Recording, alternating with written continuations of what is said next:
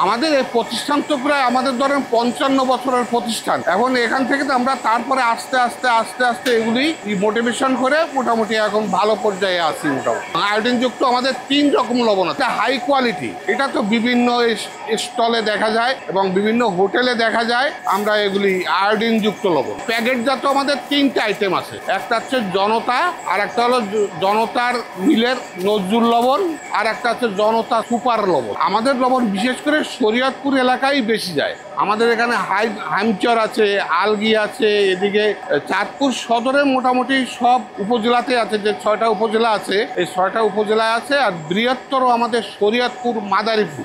আমাদের লবণ যে সমস্ত হ্যাচারি আছে, হ্যাচারিতে ইউজ করা হয়। আবার আর একটা আছে, তারপরে যে কোয়ালিটিটা, এটা বিশেষ করে গো খাদ্য হিসাবে ব্যবহার করা হয়। তার উপরে যেটা আর কি, এটা বিশেষ করে আমাদের আর কি এই ভালো লবণ, এটা আমরা নিজেরাও খেতে পারি, আবার মাছেও ইউজ করতে পারি, বিভিন্ন ফার্মেও আমরা গোখাদ্য হিসেবে ব্যবহার করি। আমাদের এখান থেকে আসার পরে মালগুলো আমরা এখানে আনা হয়, এখান থেকে এটা ওয়াশ করার জন্য। এটা তো মোটা মাল, এই মোটা মালটাকে চিকন করা হয়, প্রসেস করা হয়। সেটা হলো এখান থেকে মেশিনে দিয়ে এটা রুলার করা হয়, রুলার কইরা তারপরে এটাকে ওয়াশ করা হয়, 3 বার ওয়াশ করা হয় এটাকে। এখান থেকে ওয়াশ করে মেশিনে দেওয়া হচ্ছে, এখান থেকে চলে যাচ্ছে, এই যে এখান থেকে মেশিনের মাধ্যমে এটা পাইপ দিয়ে চলে যাচ্ছে একেবারে ওইখানে যাওয়ার পরে তারপরে ওইখান থেকে আবার এটাকে রুলার কইরা ওয়াশ কইরা তারপরে এখানে পাঠানো হয়। পাঠানোর পরে এটাকে রিপেয়ারিং কইরা তারপরে এটা গোলা করা হয়, গোলাজাত করা হয়। এবং গোলাজাত করা হয় মানে এখান থেকে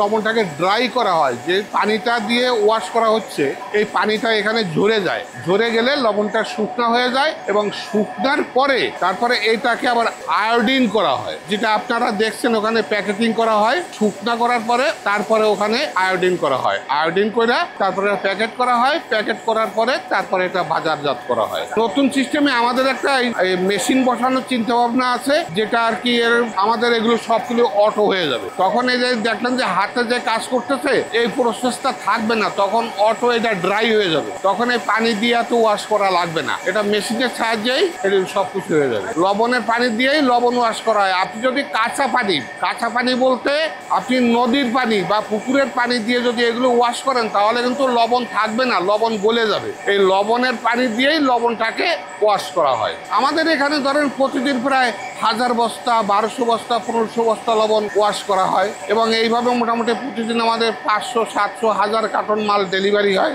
আমাদের এখানে ধরেন লেবার আছে, শ্রমিক সংখ্যা আছে প্রায় 50 জনের মতো হবে। 50 জন লোক প্রতিদিন কিন্তু কাজ করতেছে। যখন সিজন আসে তখন প্রায় ধরেন 70, 80, 100 জন শ্রমিকে কাজ করে এখানে। আমাদের এখানটার যে মিলটা আছে এটা হলো চাঁদপুর সদরে। আমাদের মালগুলো বিশেষ করে মহেশখালী, কুতুবদিয়ার থেকে আসে, ট্রলারে করে আসে। এখান থেকে ট্রলারে আসার পরে এখান থেকে যেমন আনলোড করা হয়, এখান থেকে মোটা মালগুলো আসে, এখান থেকে উঠানো হয়, লেবার দিয়ে উঠানো হয়। উঠানোর পরে তারপরে এখান থেকে মালগুলি আবার এখানে ভিতরে ঢুকানো হয়, মিলিং করা হয়। মিলিং করার পরে তারপরে এখানে আয়োডিন করা হয়। আয়োডিন করার পরে তারপরে এগুলো প্যাকেটিং করা হয়। প্যাকেটিং এর পরে তারপরে মার্কেটে এগুলো বিক্রি করা হয়। প্রতি বছর মাল আসে, তবে এবার কিন্তু উৎপাদনটা ভালো হচ্ছে, ওয়েদারটা ভালো, যার জন্য এবার প্রচুর পরিমাণে লবণ হবে আশা করি আর কি। বিশেষ করে এখন তো আমাদের সিজন, এই সিজনটা অলরেডি শুরু হয়ে গেছে।